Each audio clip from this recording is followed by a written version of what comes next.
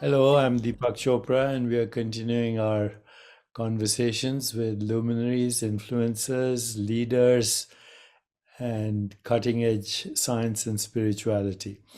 My very special guest today is Marianne Williamson, presidential candidate for the United States of America. I should start off by a disclaimer immediately, and that is I have recently disengaged from any conversations with any politician. But because I believe in Marianne Williamson's values, and because we have a reach here in social media for about at least 25 million people, I think it's very important that we hear her opinion on what she will do when she becomes president of the United States. So, Marianne, I was also looking up Plato and Democracy, and I should just say that he was not much of a fan of democracy. His opinion of democracy was complex and nuanced, and in his most famous work, The Republic, he proposed the ideal form of government to be ruled by what he then called philosopher kings, but he meant philosopher statesmen. And he said democracy is ruled by the ignorant. Plato believed that expertise is essential for good leadership and that democracy is unlikely to produce enlightened rulers. Democracy is unstable and prone to demagoguery, which we've seen in our recent elections in the past, right? Having elected a demagogue. Democracy is incapable of producing wise and virtuous leaders. And despite his criticisms, he also recognized its potential value. He saw democracy as a system of government that gives all citizens a voice and that promotes equality and freedom. So there you are, his opinion 2,500 years ago, which we're seeing.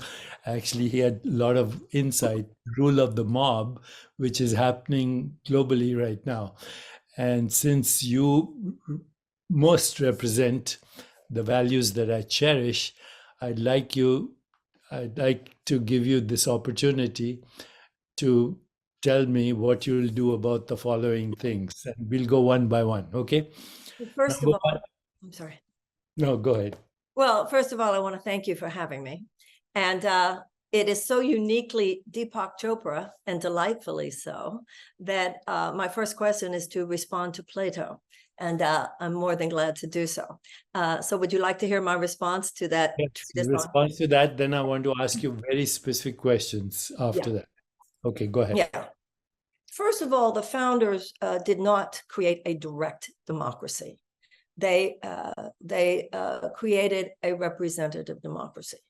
And they didn't create a direct democracy for the very reason that Plato stated. And it's also reasonable to assume that Jefferson, Madison, and others had actually read Plato. However, if you go the route of the statesman that he's talking about, who would oversee all this, the closest we have in our world to that is the oligarchs. They are not routinely statesmen. Now, if we had this group of people who were the wise ones, who we perhaps could leave the power of governing to, then perhaps we could have a conversation about that. However, what the founders determined, and I agree with them, that the best way to create that group of statesmen is through the means of representative democracy. I side with Jefferson more than Plato when he said that the only safe repository for power is in the hands of the people. But once again, a representative democracy and not direct democracy. And that's why elections are so important. Who actually won the election, as opposed to whatever mob wants to just break into the Capitol and get it their way. Good. Thank you for that very wonderful insight. I was recently, by the way, in the Czech Republic, where I met a couple of quote unquote internet billionaires, and they actually had a very good idea, which is ask the questions that I'm going to ask you, and then put them out in the public and let them vote for the values, and make it foolproof. Facial recognition, eye recognition, internet, make it easy so everybody has a say in the values rather than in the cult of personality. So anyway, that was something very interesting in the Czech Republic, and there is a movement that's happening to go in that direction. What do you think of that? I think that could be good. Yeah. I mean, theoretically, I think there's a lot there. I mean, we have to move forward in time. And that's the kind of idea that could only happen in an age of the internet. It does have some direct democracy aspects to it, but I think there are safeguards on the direct democracy. On the internet, there's not mob action per se, although there could be mob sentiment, and that can be dangerous as well. So, which is always a risk with free speech, particularly in the age of social media. But Yeah. hey, it's an idea which, on the level of pure abstract theory, obviously has something to it. Yeah, I went on AI and actually asked the AI how we could prevent the unethical use of that kind of sentiment. And AI had lots of suggestions. So, Yeah, because ultimately, the ultimate question we have to ask AI is, could you please tell us how to make sure you don't subjugate the human race? I did, and it gave me a 3-page answer, which was very useful actually. But anyway, let's go on to President Marianne Williamson, and I'm going to ask you just a few questions. Number one, how will you create a solution for peace? Well, we need to start looking at peace the way we look at health. We need to move past the old allopathic model. The old allopathic model, as you certainly have taught millions, is where you don't proactively create health. You wait till sickness inevitably arises, and then you seek through allopathic external remedies to either suppress or eradicate the symptoms. When it comes to health and sickness, we have evolved to an integrative approach. We know that we have to proactively create health, right? Because sickness is the absence of health, and health is not the absence of sickness. We need to apply that same template to peace and violence.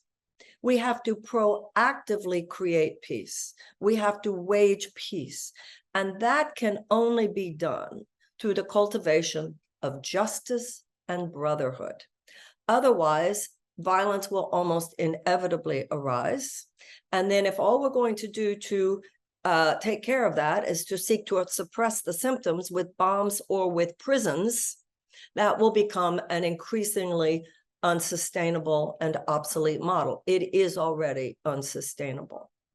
So my idea is for a Department of Peace, whereas we now have a military academy, we should have a peace academy.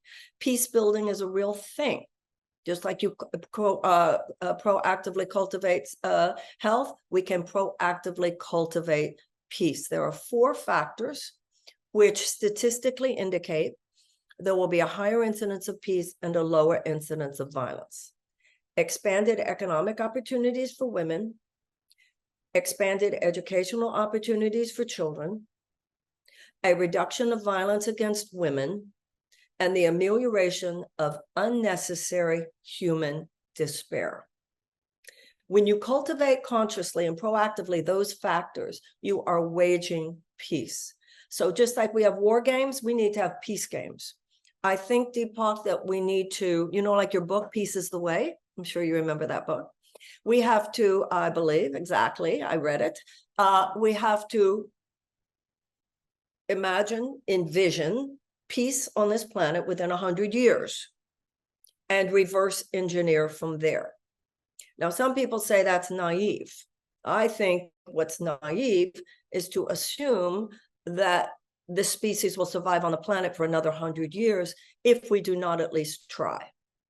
So we have to begin to take the cultivation of peace as seriously and attend to it with resources and focus as seriously as we attend to the effectuation of war. I think a lesson around all that, which we are faced with in the world today, is that if you have large groups of desperate people, that becomes your national security risk, because large groups of desperate people become a petri dish out of which all manner of personal and societal dysfunction is almost inevitable, including ideological capture by genuinely psychotic forces. We must address the underlying, almost ubiquitous presence of human despair among too many, too severely on the planet today. So, Marianne, first of all, thank you for that wonderful insight that you've given us.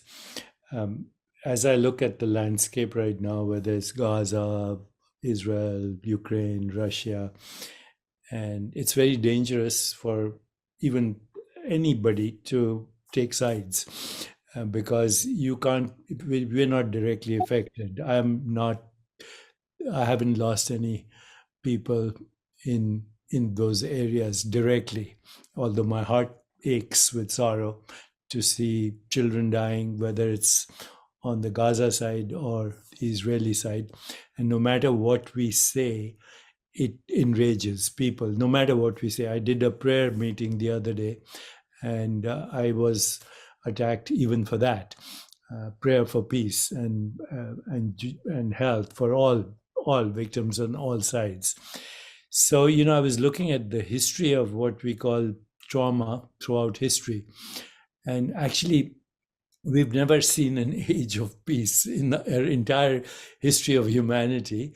But now the same kind of medieval minds and modern capacities for destruction, including nuclear weapons, cyber warfare, biological warfare, etc., actually we run the risk of extinction. And if you look at this recycling of trauma epigenetically, it starts with trauma on one side, but then anger on the other side, hostility, retribution, guilt, shame, and then the recycling of trauma, which goes on for generations and is associated with both mental and physical illness. So I think one way your Department of the Peace could actually be very effective is if we link what you just said: health, peace, sustainability, social economic justice, the rise of the divine feminine, if I may say so, and a deep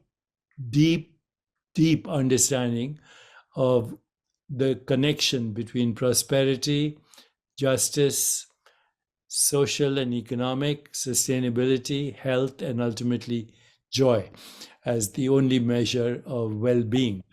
Decrease the inflammation in the world, because that's what it is: inflamed minds, inflamed bodies, inflamed families, inflamed communities, inflamed nations.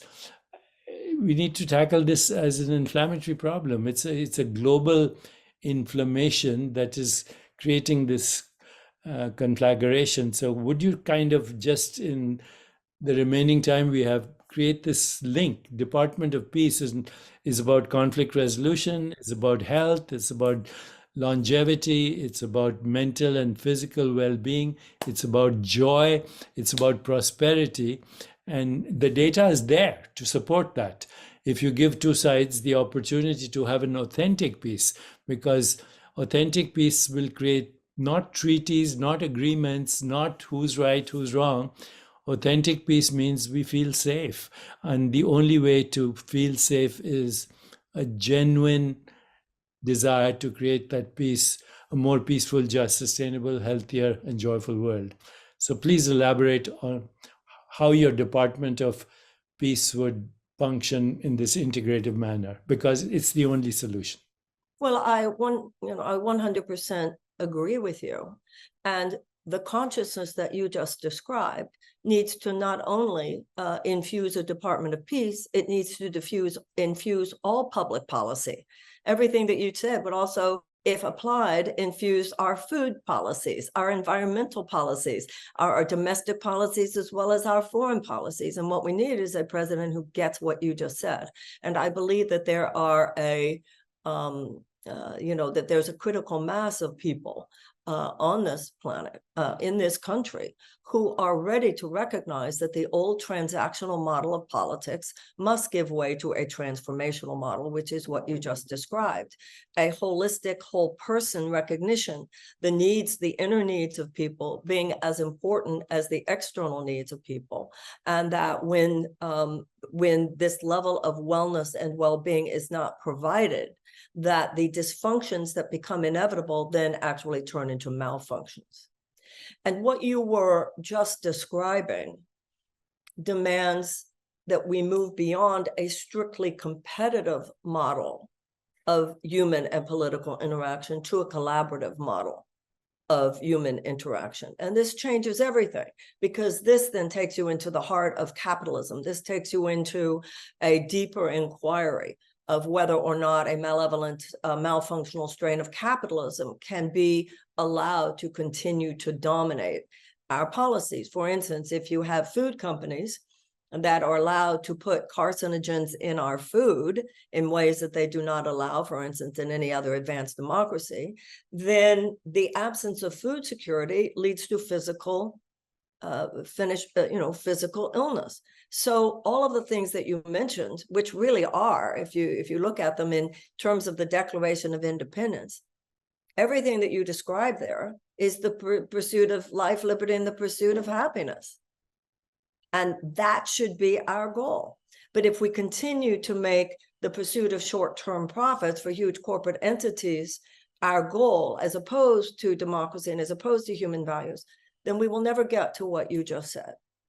And that's why we need those of us who do understand and agree with and align with what you just said, know that we have to question the deeper economic bottom lines in the way the United States functions. So, Marianne, yesterday I had the opportunity to speak at the United Nations, and I'll send you a little video on that. But it occurred to me that, all the United Nations does right now is take sides. It's not the United Nations, it's the divided nations. No, it's transactional. It is not And transformational. you mentioned the food companies, but as these wars are being waged across the world, if you look at the stock market, the stock of weapons and mechanized death is going up faster than any other stock, which is a kind of a shame on our humanity. How would you, as President of the United States and influencing foreign policy, deal with people like Russia and China, even India right now, with its sectarian violence? Well, it is now a multipolar world, isn't it? It's no longer a unipolar world where there's only one superpower.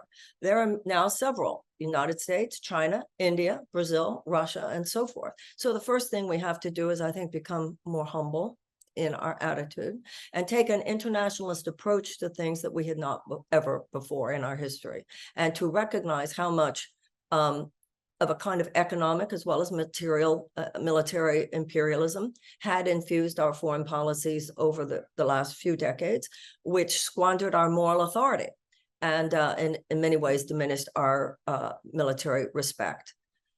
I think that when I was speaking a couple of minutes ago about how we had leaders in the past who realized we cannot continue to be adversarial, who had this idea that if we were economically competitive, that would bring us to peace. And we've learned that alone will not do it. We must move from competition to collaboration.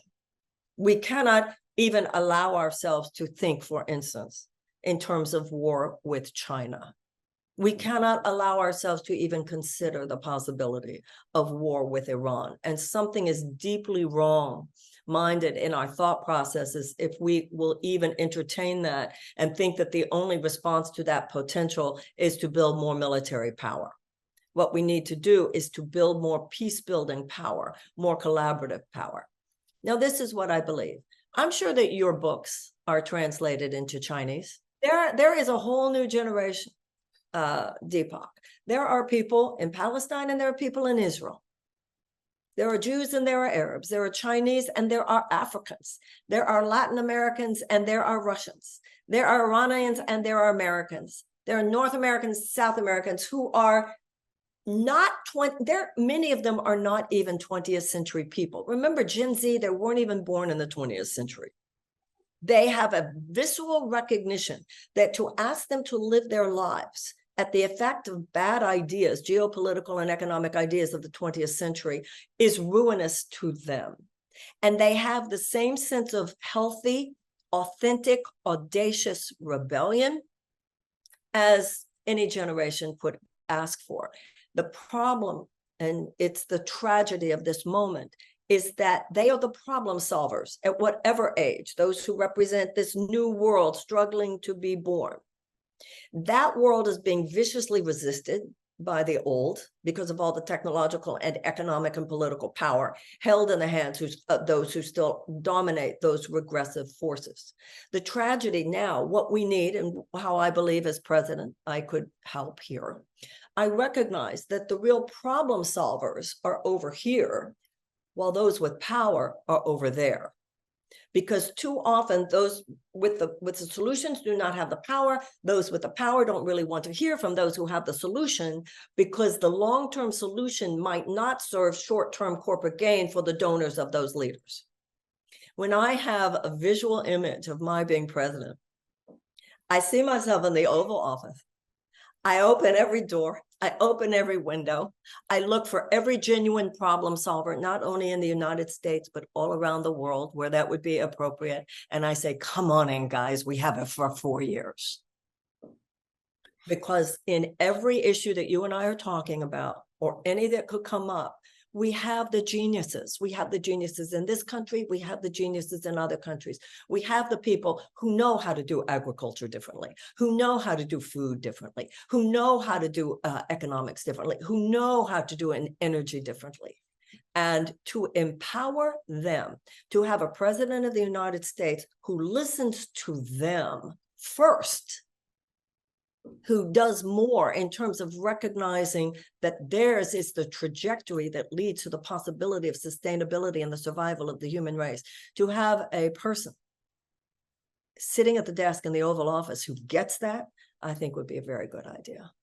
Marianne, as you were speaking, I was just realizing why the US has a distinct advantage to take this leadership role. Even as I walk through New York City, it's a microcosm of the planet. I can walk through the Arab Quarter, the Chinese Chinatown, Korea, Japan, Italy, all in a walk through downtown Manhattan. And that is very much of the United States, harnessing what we call the Emergent Society. And I was looking at some social science that was talking about what they call emergence, which is death of the old paradigm and a resurrection of a new story. And what I gleaned from that was you need shared vision, number one, shared vision. You need maximum diversity not only in terms of gender, but also in terms of ethnicity, in terms of education, in terms of storytellers, in terms of poets, entertainers, education, and nationality, if you will, but maximum diversity, particularly storytellers, because otherwise academics stay in their citadels. You need everyone complementing each other's strengths like a good sports team, and you need some kind of spiritual and emotional bonding, and that can happen through what Eastern wisdom traditions say: seek refuge in the community, seek refuge in higher consciousness, and seek refuge in service. So I think you are actually representing that new story. And in yesterday's UN meeting, we actually brought in all the younger generation, including people under 30, including people who are specialists in storytelling, entertainment, and also AI, because, we can use language models to tell the new story. And there was a lot of enthusiasm. And I think what you just said is we actually have to galvanize the younger people because they do have a vision for a new story, and they're actually quite upset at what we've done to the world. I walk past Union Square here. There's a sign there that says we have 5 years, 253 days, and so many hours before climate change will become irreversible in many, many parts of the world. And we are sleepwalking towards it. And yet we have the means to reverse climate change. We have the means to resolve conflicts. We have the means to create prosperity. And we have the means to create joy. So before I let you go, please tell everyone why they should vote for Marianne Williamson for president. I think that everything that you just said, I would add one element. We need leadership. And also, when you said we need to galvanize the young people, I think the young people are galvanized. What we need to do is to stop blocking them. What we need to do is to stop thwarting them. What we need to do is to pave the way for them to have the minimum level of survival possibility, that they too have the bandwidth and the ability to spring forth with all the gifts they have to give. They're galvanized. We need to stop sitting on top of them the way the current political system does, constantly peripheralizing their ideas, constantly minimizing their contributions, and thwarting their own efforts to spread their wings and become all that they would be. And that's what I would like to do as leader, as president of the United States. Not only help harness the energies of everything that you just said, much like Franklin Roosevelt did with the fireside chats. That's what the bully pulpit is about. But also, I'd like to be a president who makes young people of America feel like my country is investing in me. My country has my back. They're taking care of my health care. They're taking care of my educational costs. They're taking care of my ability to just even have housing so that I can go out there. They've invested in me so that I can go out there and be everything I can be, because that president understands that is how the country will thrive, when we make it easier for our people to thrive. We're looking at extreme polarization right now, even within the Republican Party. We can't get them to agree to funding the United States government. But what's your opinion on what's wrong with the Democratic Party right now? The Democratic Party tries to have it both ways. The corporatists, those who feel that short-term profit maximization for huge corporate forces should be the governing principle of the United States, which means at the expense of democracy, at the expense of humanitarian values. That mentality has already taken over the Republican Party pretty much in full. The Democratic Party is split between the corporatists, who are the establishment leadership of the Democratic Party, and the progressives. But in too many cases, the progressives acquiesce and stand in line and go along, because the Democratic Party is trying to have it both ways. They want to help alleviate people's stress, but not so much as to actually challenge the underlying corporate forces that no matter what they do will make the return of people's suffering inevitable. And they don't want to go that far, because they don't want to upset those who are their corporate donors first. So it's like one is daddy who's beating you, one who's mommy who's not beating you. She's standing outside the door, and she says, when the beating is over, I'll give you milk and cookies and a hug. And if you're that child, you grow up and go to therapy and you have more anger at mommy than at daddy, because she let it happen. So the Democratic Party needs to return to its traditional value of unequivocal advocacy for the safety, health, and well-being of the average American worker and the average American citizen. Franklin Roosevelt said we would not have to worry about fascism and a fascist takeover as long as democracy delivered on its promises.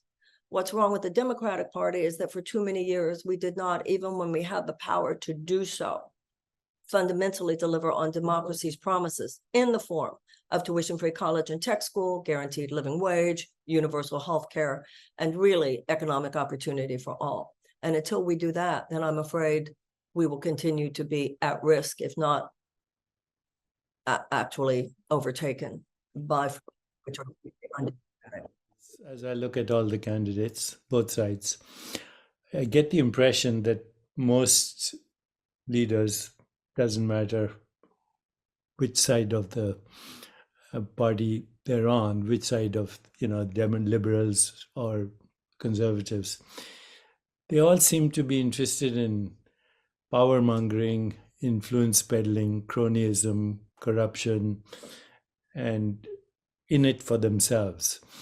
And I think if you come from where you are stating from a level of humility and service, you probably will succeed. You're making great gains, I see, in the last few weeks and months. So you're having an impact for sure. So I thank you for this conversation, and we'll Thank you. spread it.